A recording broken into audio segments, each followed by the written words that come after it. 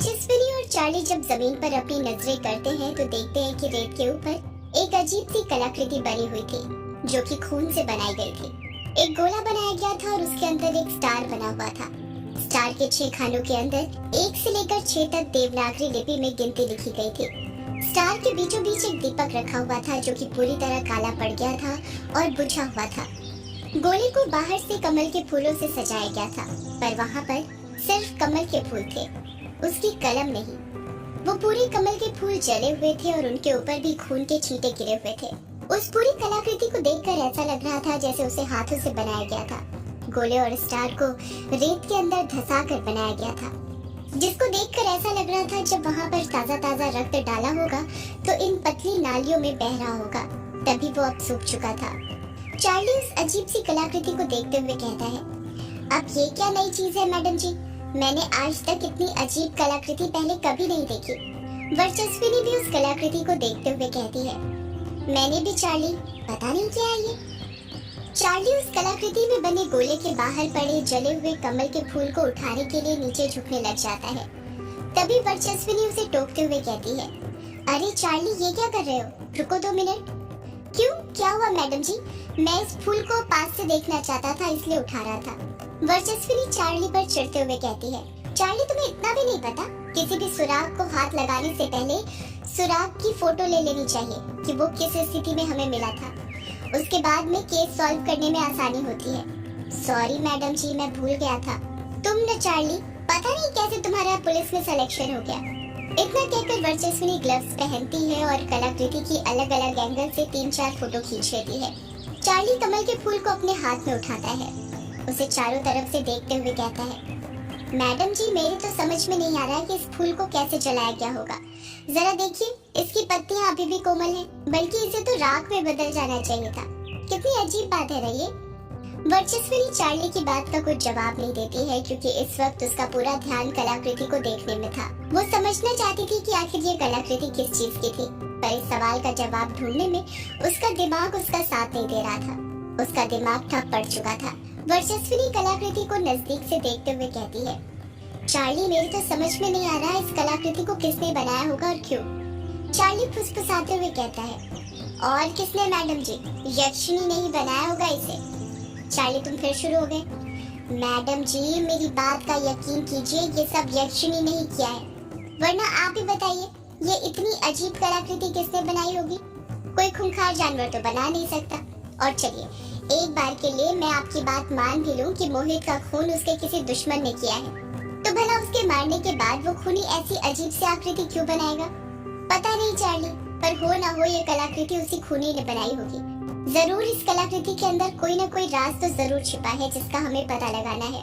इतना कहकर वर्चस्विनी टॉर्च की रोशनी को उस कलाकृति के हर एक हिस्से में मारने लग जाती है ताकि उसे वो अच्छे से देख सके। वर्चस्विनी रेत में लगे सूखे खून को एक छोटी सी सफेद बोतल में भर लेती है और वो बोतल चार्ली को देते हुए कहती है, इसे पकड़ो चार्ली, ये खून फॉरेंसिक लैब में भेजना है। ओके मैडम जी, फॉरेंसिक लैब से ये पता चलेगा कि ये खून मोहित का ही है या किसी और का।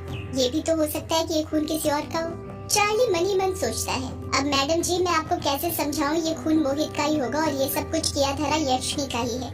ये शहर से आए हुए लोगों को ना गाँव की कोई भी बात समझानी बेकार है। यही सब सोचकर चार्ली अपना मुंह बंद कर लेता है, बस वर्चस्विनी की हाँ में हाँ मिलाते रहता है।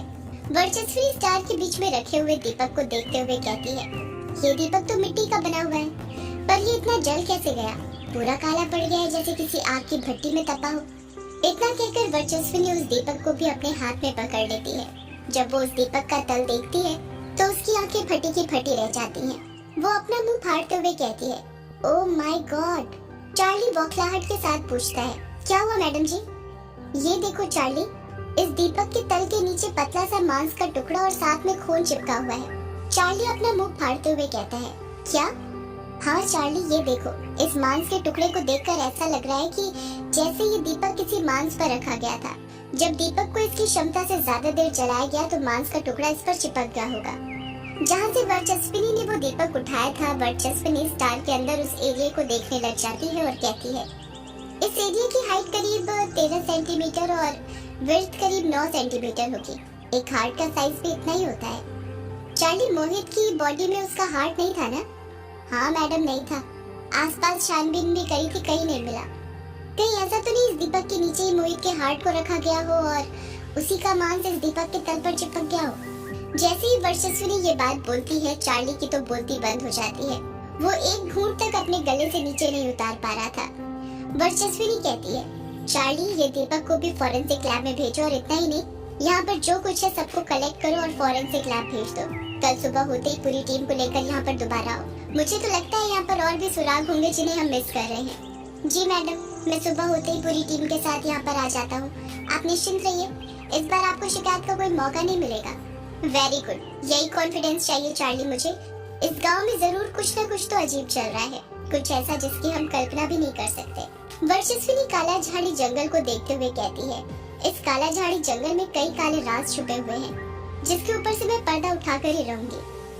सुबह हो गई थी और रौंग का मुच्चा गांव के सरपंच रतन पाल के घर में मातम छाया हुआ था। उसके घर उसे सांत्वना देने काफी लोग आए हुए थे। फर्श पर ही मोहित की एक छोटी सी फोटो लगी हुई थी, जिस पर सफेद फूलों की माला चढ़ी हुई थी। फर्श के आधे हिस्से में महिलाएं बैठी हुई थी, तो आधे हिस्से में आदमी बैठे हुए थे। महिलाओं के बीच में सफेद साड़ी पहनकर मोहित की दूसरी पत्नी सुधा बैठी हुई थी। सुधा के आसपास जो औरतें बैठी हुई थी, वो तो दहाड़े मार मार कर रो रही थी, पर सुधा के चेहरे पर एक भी आंसू नहीं था। उसके चेहरे पर जरा सी शिकन नहीं थी, क्योंकि उसे मोहित के जाने का जरा सा भी गम नहीं था। सुधा का गाल सूजा हुआ था, जिस पर 5 उंगलियां छपी हुई थी। ये सब मोहित की करामात थी, जो उसने मरने से पहले सुधा को दिए थे। मोहित की फोटो के पास से उसके पिता रतन पाल बैठे हुए थे। रतन पाल की आंखें रो रो कर लाल हो गई थी, गला तो बैठ सा गया था। उसके बगल में ही भूपेंद्र बख्शी बैठा हुआ था, जो उसे सांत्वना दे रहा था। रतन पाल रोते हुए कहता है, एक ही तो बेटा था मेरा, उस यक्षिणी ने वो भी छीन लिया मुझसे। इसकी माँ तो बहुत पहले ही मुझे छोड़कर चली गई थी, अब किसके सहारे जीऊंगा मैं।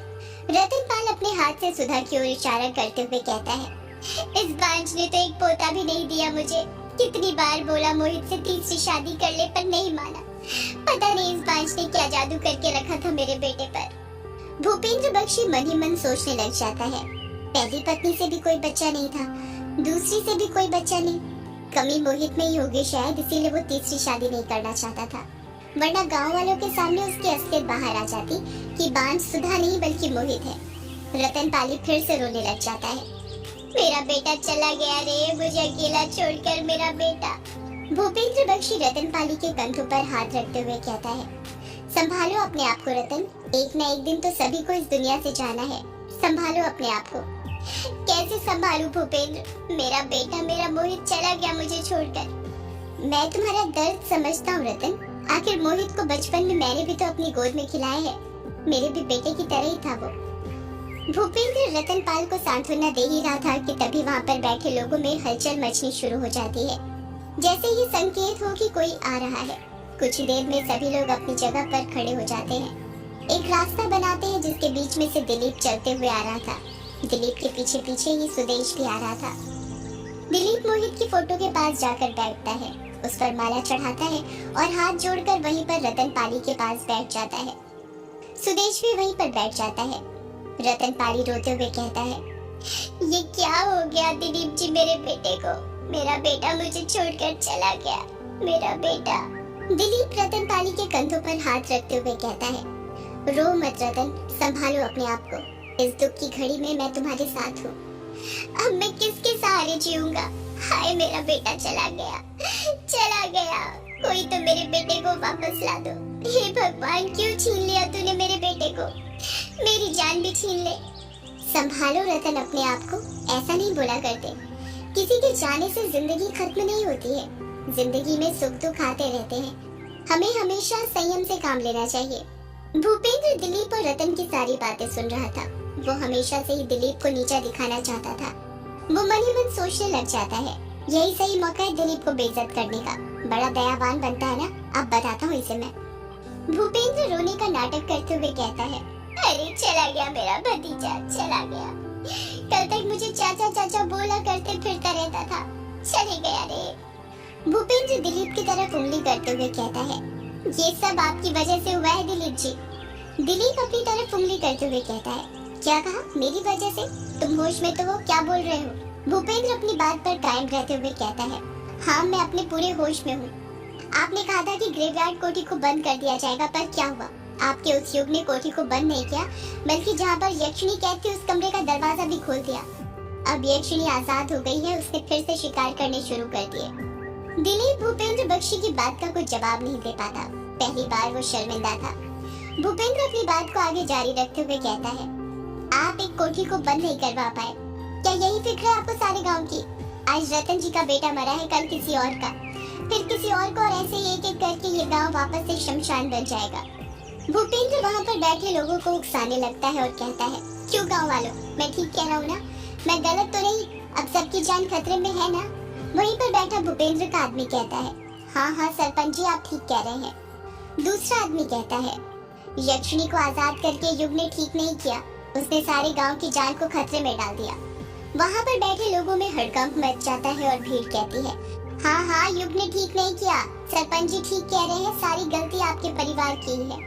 दिलीप को अपने वर्चस्व पर आघात लगता है, क्योंकि पहली बार गांव वाले उससे ऊंची आवाज में बात कर रहे थे। दिलीप गुस्से से कहता है, चुप हो जाइए आप सब। मैं आपसे वादा करता हूँ कि अगले अमावस्या आने से पहले तक उस यक्षिणी को वापस से कैद कर लिया जाएगा, और सिर्फ कैद ही नहीं, उसे ऐसी दुनिया में भेज दिया जाएगा कि वो दोबारा कभी यहाँ पर नहीं आ सकेगी।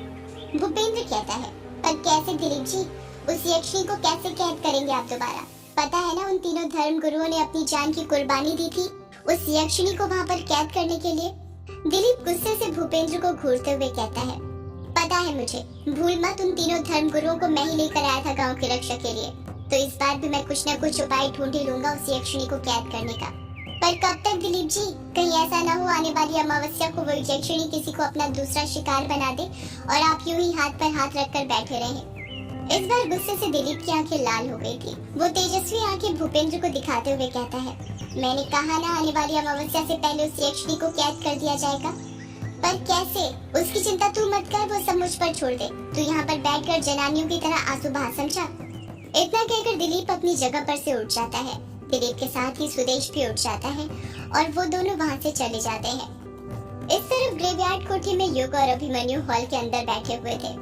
युग ने अभिमन्यु को सारी बात बता दी थी कि कल रात उसके साथ क्या क्या हुआ था। सारी बात सुनने के बाद अभिमन्यु युग से कहता है, अच्छा हुआ जल्दी से सही वक्त पर निकल गया, वरना तेरी बातों से तो ऐसा लग रहा है जैसे वर्चस्वी तुझे सीधे हवालात के अंदर ही बंद कर देती। हाँ यार, तू नहीं जानता, ये पुलिस वाले ना बेवजह लोगों को परेशान करते हैं पैसा खाने के लिए।